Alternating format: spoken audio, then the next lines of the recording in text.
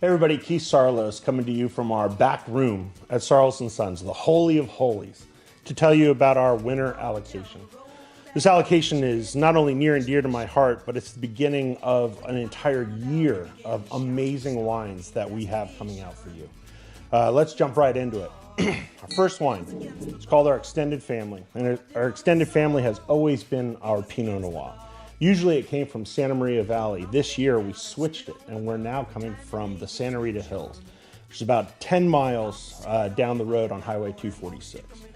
This is the only wine that we are releasing this year that we do not own the property that it grows on. It grows in the middle of nowhere. You got to take 3 dirt roads and go up on top of a hill. And I think one of the best vineyards in all of Santa Rita Hills to grow Pinot Noir. And we can't grow it on our property because our property in an honest way is just too warm. Pinot Noir is a really thin-skinned grape, absolutely beautiful, tiny little clusters. It's kind of that kid that comes and stays at your house that has a whole list of foods it can't eat and can't go in the sun for too long, but when they stay with you, they turn into someone else. And that's what we have with our Extended Family. We treat it just like everybody else, but this wine is special. On the label this year, we have a picture of my great-grandpa Weeker's ring and Effie sitting in front of their son's dairy, feet up, relaxed, happy with life. And our Extended Family is just like you. You've chosen to follow, be a part of what we're doing, and we think of them or this grape just like a piece of our family from a different mom. I absolutely love this wine. It's easy drinking. It's definitely the most beveragey of all the wines that we make, and I'm absolutely in love with it. That is our Extended Family. The second wine we have is called the OG, and OG is kind of a funny name for a wine. On the label, you have my grandfather sitting on the hood of his car, as tough and rad as any I've ever seen. We used to call this wine, the secret name, if you will, for this wine was the Car Bomb. And we called it the Car Bomb because it is a Grenache Noir that we carbonically fermented. So carbonic fermentation is the biggest risk you can possibly take. I love this wine because we are taking a massive, massive risk with it. So in 2014, we took Grenache from our Windmill Ranch and Vineyard, which is just right over the hill from us, the one with the terraces that come down. And we picked it, we put it into a tank, we couldn't test it, we couldn't touch it, we couldn't taste it. And we let it ferment inside of that tank that we pressurized with CO2. So every single one of these grapes actually fermented inside of its own skin. It's so old school, it's the OG in winemaking.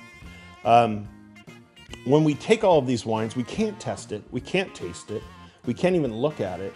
We have to have faith that what's happening inside of that tank is what we think is happening. It's very expensive and it's a huge risk, but it turned out absolutely magnificently.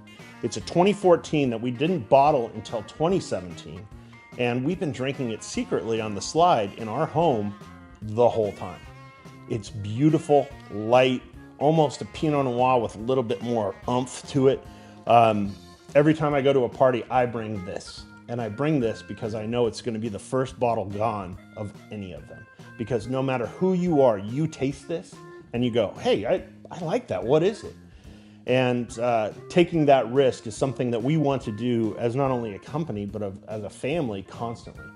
We have this Grenache because we actually lost 20% of our vineyard a few years ago, and we had to graft it over to a brand new varietal that we had never grown. And this is previous to the tasting room. This is previous to us making wine. This is a bit of a failure that happened in the vineyard with a freeze that went through, but we took that opportunity to plant or to grow another varietal. And I look at this grape, and this is a big reason that we are now making wine, because we could grow Syrah. Now we knew we could grow Grenache, and we could grow multiple varietals. And by doing so, we had gunpowder in the tank, if you will. So this is OG. The next wines, we have 3. And I'm going to try to get through this without breaking up. But we have Blood, Sweat, and Tears. Blood, Sweat, and Tears is not only their names, but it's what happened in 2015.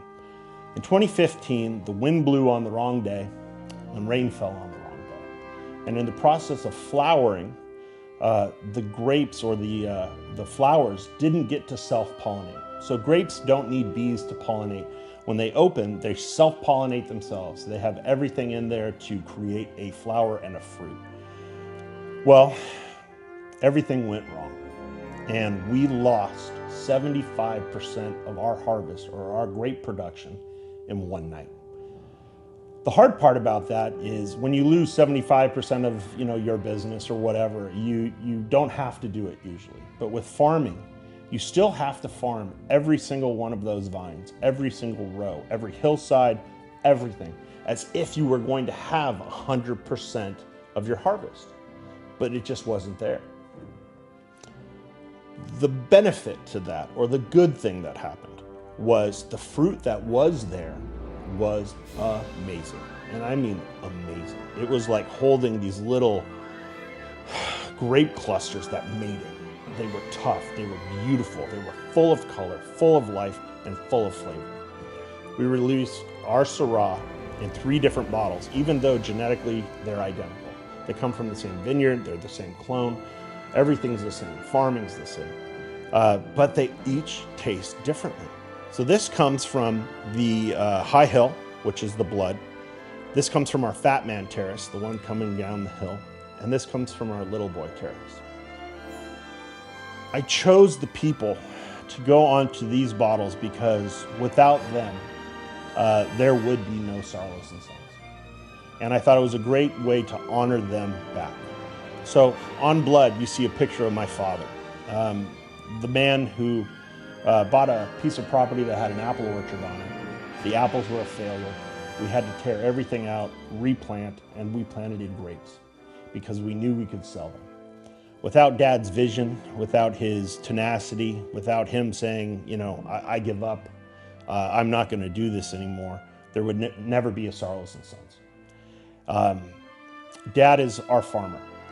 One of the things I want to say about my father or our family is we were recently told, we found this out in a little meeting, that we are one of 2 families in 200 miles that planted every single one of their vines on their own property, still continues to farm them each and every day themselves. Not another farming company coming in to do it for us. We pick every single grape ourselves. We make every single wine ourselves.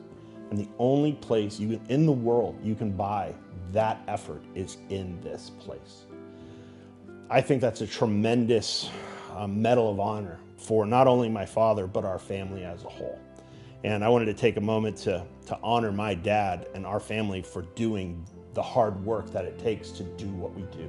And I want to thank you for believing in us and giving us an opportunity to get up and go to work each day. The second bottle we have is called Sweat. And on the label, you'll see a picture of my great-grandpa Weekers. He's the same person that's on the extended family with his feet up and relaxing, but this is a totally different time.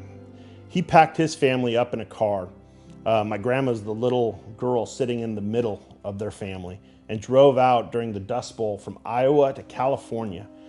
When I look at that picture and I look at him with the hat tilted, I see the resolve that's in his eyes, because he was in a place where he had to pack everything he had and take a risk, just like Dad did with pulling out all those apples and replanting, and drive all the way across the country to basically give a better life for his children. We've all been in places where we've had challenges to overcome, and I look into his eyes and I see that resolve. And without him making that decision to get in that car that day and drive from Iowa to California, there would never have been my grandpa meeting my grandma. There would never have been my dad. There never would have been me or my children. That guy is responsible for getting in that car and starting what you see before you. Our final wine is called Tears. And Tears has my son on it, my boy. When I look at my great-grandpa and I look at my dad, my great-grandpa was getting us to California 75 years ago, celebrating 75 years of farming. I look at my dad and what he's done in our lives to have vision and to move forward. And then I look at my son, honoring and preparing. I'm honoring those that have come before us, and I'm in preparation of those yet to come. My son is the reason this business is here. My daughter, when my wife came out of the bathroom and said we're pregnant, we had a deal. And the deal was we were going to move to this valley to raise our children. And I green-acred my wife, and we got in the car, and we drove from Southern California to here to create a new life. There was none of this. There was barely grapes, and there was no vision of what you see in front of you today. In that era between my daughter and my son, when my wife said we were pregnant with our second, we had to do something. And we had a couple businesses that weren't doing great, and I looked at my son and I saw him in the crib, and with tears in my eyes I said, your dad's not going to be a failure. And everything you see in front of you is a result of getting up and going to work every single day and working hard next to my dad and with my family and building something that we could all be proud of, that would honor those that have come before us and prepare the way for those yet to come. And one day, I'll tell them the whole story.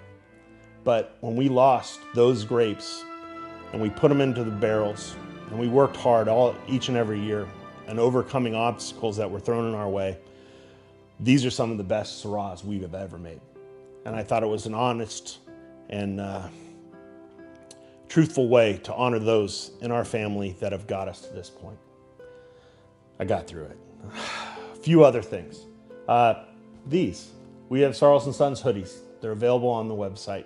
Go up, pick them up. They are warm. I wear them every day. I just wanted to let you know because people give me a hard time that I don't tell them we have things like that. Number 2, we have formed a podcast. And not just a podcast, but if you go through our website and look at all of these wines, I recorded an audio presentation kind of like this for every single one of them.